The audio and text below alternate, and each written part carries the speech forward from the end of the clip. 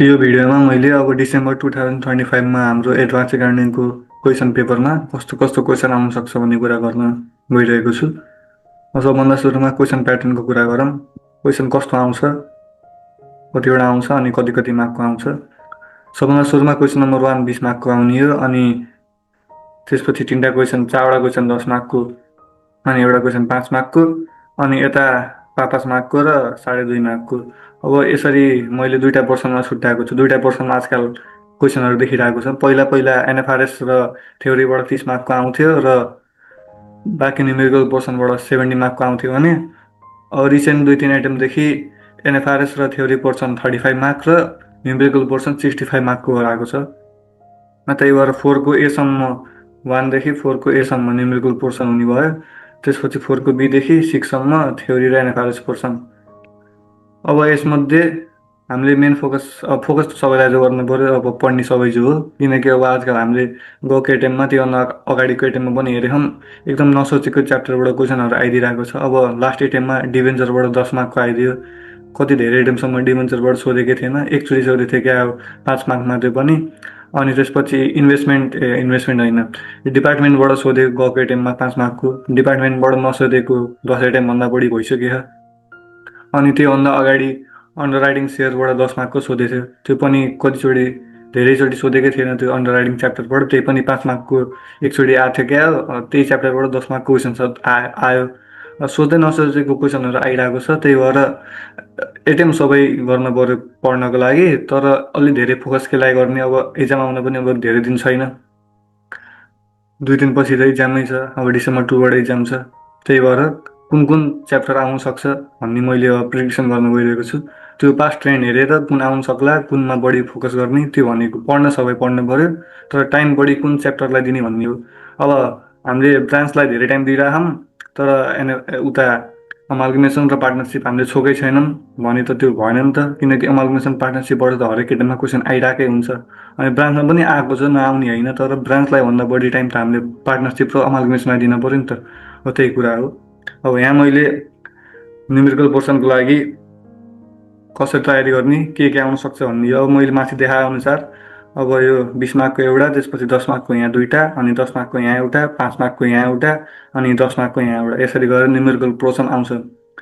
अब योपालि के आउन सक्छ त 20 मार्कमा? योपालि 20 मार्कमा बिजनेस कम्बिनेसन र इन्टरनल रिकन्स्ट्रक्सन मध्ये एउटा च्याप्टर आउन सक्छ।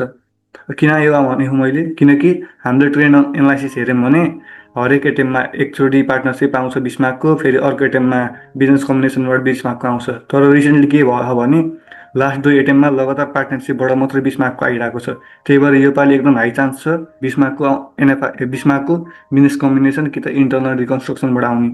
अनि त्यही भएर 20 मार्कको योबाट आयो भने 10 मार्कको पार्टनरसिपबाट आउने भयो। त्यही भएर यो 30 मार्क एकदम फिक्स जस्तै भने हुन्छ है।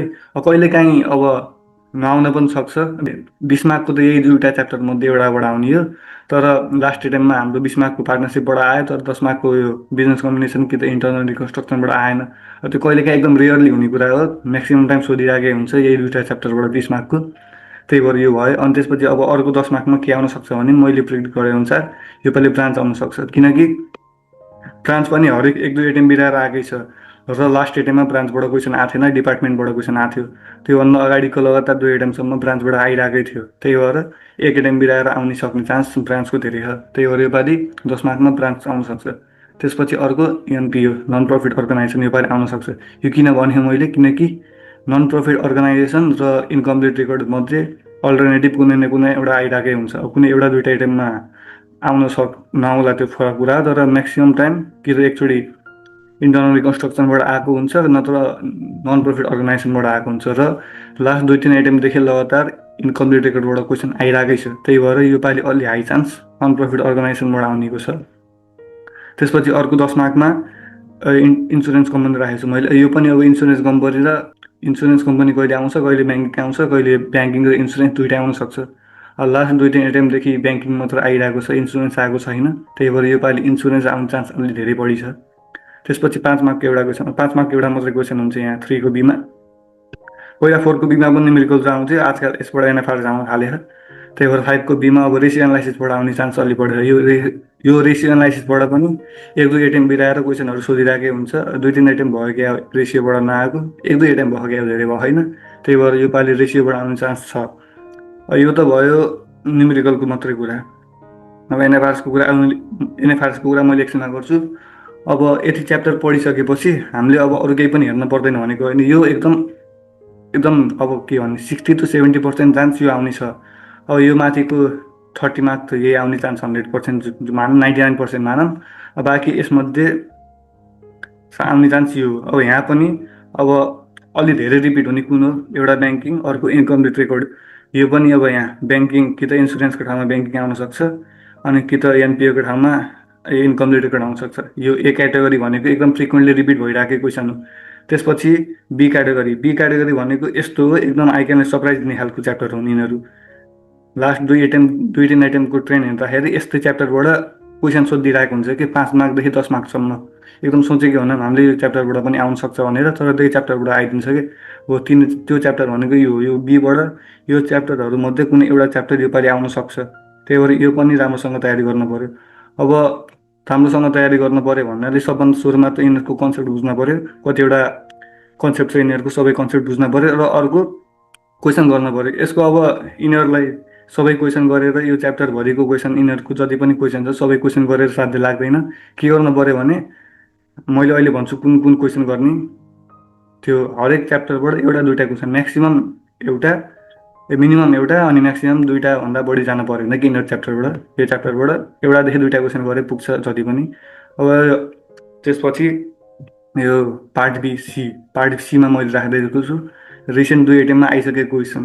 यिनीहरूलाई स्किप गर्न त अब मैले अघि पनि भनिसकेँ, स्किप त कुनै पनि गर्ने होइन। अब यिनीहरूलाई कसरी गर्न पऱ्यो भने यो लास्ट दुई एटेममै आएको क्वेसन हो कि जुन आएको थियो त्यो क्वेसन रिसेन्ट एटेममा हो, त्यही क्वेसन मात्रै प्र्याक्टिस गर्दै पुग्छ यिनीहरूलाई। अन्डर राइटिङबाट डिसेम्बर 2024मा आएको थियो, अनि डिफेन्सरबाट लास्ट एटेम जुन 2025, अनि डिपार्टमेन्टबाट पनि जुन 2025मा क्वेसन आएको। यिनीहरू आउने चान्स 99% छैन, मतलब कि यिनीहरू आउँदैनन् भनेर गयो हुन्छ, किनकि लास्ट दुई एटेममा आइसक्यो। फेरि रिपिट हुने चान्स कम छ। रिपिट हुने भनेको यति हो कि सबभन्दा बढी रिपिट हुने भनेको यही, सबभन्दा बढी रिपिट यति हुन्छ। त्यसपछि नयाँ क्वेसन अब कुनै च्याप्टरबाट फ्रिक्वेन्टली आएन भने यिनीहरूबाट आउन सक्छ। अब यो इन्सुरेन्स क्लेम भयो, त्यसपछि लिक्विडेसन पनि त्यो लिक्विडेसनको स्टेटमेन्ट बनाउने हो, यसबाट पनि एउटा दुईवटा क्वेसन मात्रै गरे हुन्छ। हायर पर्चेज अलि धेरै टाइम लाग्ने, यसबाट पनि कुन गर्न पर्छ भने कुन गरेर जाने भन्ने। अब हायर पर्चेज पढेकै छैन भने कसरी ट्याकल गर्ने त्यो पनि मैले भन्छु अहिले एकछिनमा। अनि इन्भेस्टमेन्टबाट पनि दुई तिनवटा क्वेसन गरे पुग्छ। अनि अर्को यो प्रि इन्कर्पोरेसन, यो त झन् सजिलो छ, यसमा त्यस्तो धेरै टाइम पनि लाग्दैन, यसबाट त एउटा क्वेसन मात्रै गरे पनि पुग्छ। अब न्युमेरिकल पोर्सन त यो भयो। अब एनएफआरएस र थ्योरीको पोर्सन। एनएफआरएस र थ्योरी पोर्सन मैले के भन्छु भने सबै स्ट्यान्डर्ड पढ्ने, रिड अल स्ट्यान्डर्ड। किनकि अब यता एकाउन्टमा 20 मार्कको आइरहेको हुन्छ, अनि उता अडिटमा 15देखि 20 मार्कको आएको हुन्छ, 40 मार्कको हो। अब यसलाई पनि अब क्याटेगोरी गराएर A category, B category, C category गरेर पढ्न सकिन्छ, तर त्यो पढ्ने मैले सजेस्ट गर्दैन, किनकि एकदम इम्पोर्टेन्ट छ क्या यो। अनि थोरै पढे पनि यो मार्क स्कोरिङ छ, धेरै टाइम पनि लाग्दैन स्ट्यान्डर्डहरू कभर गर्न, धेरै स्ट्यान्डर्ड पनि छैनन् हो। त्यही भएर यसलाई सकेसम्म सबै पढ्ने, त्यो स्किप नगर्नु कुनै पनि, किनकि कुनै स्किप गरिदिएर त्यही आइदियो भने 5 मार्कको आउने एउटा स्ट्यान्डर्ड त, अनि त्यही स्ट्यान्डर्ड एकाउन्टमा पनि आइदियो, त्यही स्ट्यान्डर्ड अडिटमा पनि आइदियो भने त हाम्रो 10 मार्क त गयो नि त। लास्ट एटेममै एनएएस 38बाट आएको थियो। अब त्यो सिलेबसमा नभए पनि त्यसबाट त क्वेसन त आइरहेकै थियो, लास्ट इयरमा पनि, लास्ट पेपरमा पनि आइरहेकै थियो नि त त्यसबाट क्वेसन हो। अब त्यो स्किप गर्दै कसैले त स्किप गरेको थियो भने त उसको एकाउन्टमा पनि 5 मार्क गयो, अनि उता अडिटमा पनि 5 मार्क गयो। त्यही भएर एनएफआरएसबाट कुनै पनि स्ट्यान्डर्ड छोड्न भएन कि। अब अर्को थ्योरी पनि हामीले पास्ट एटेममा जति पनि क्वेसन आयो तिनीहरू कम्पाइल गरेको पिडिएफहरू ग्रुपतिर पाउन सकिन्छ, हो त्यही ग्रुपको पिडिएफ पढे हुन्छ। अरू थ्योरीमा त्यति धेरै टेन्सन हुन्न।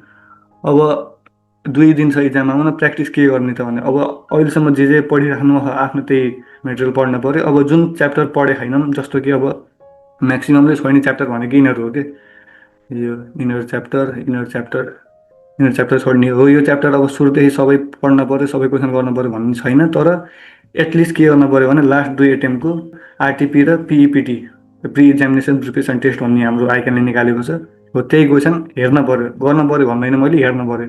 यो दुईवटा टोटल 4वटा पेपर हुन्छ, यसको दुइटा चारवटा पेपर, चारवटा पेपर हेर्नु पऱ्यो, किनकि यतिबाट केही नभए पनि 15 देखि 20 मार्कको क्वेसन हरेक एटेम्पमा आएकै छ कि, त्यही भएर यो पनि हेर्नु पऱ्यो। यो हेऱ्यौँ भने हामीलाई अझै कन्फिडेन्ट हुन्छ। अनि यो जुन च्याप्टरहरू छ यिनीहरू जुन कहिले हामीले पढिन्न हो, यस्तो च्याप्टरको क्वेसन सकेसम्म पिपिटी फोकस गर्ने। अनि पिपिटीमा यो क्वेसन छ, यो च्याप्टरबाट क्वेसन छैन भने बल्ल हामीले आरटिपीबाट गर्न सकिन्छ त्यो क्वेसन। त्यही भएर यसरी कभर गर्नु पऱ्यो हामीले। अब मेन फोकस यति च्याप्टरलाई हुनु पऱ्यो। प्रिडिक्सन भनेको यही थियो, यो च्याप्टरबाट आउन सक्छ भन्ने।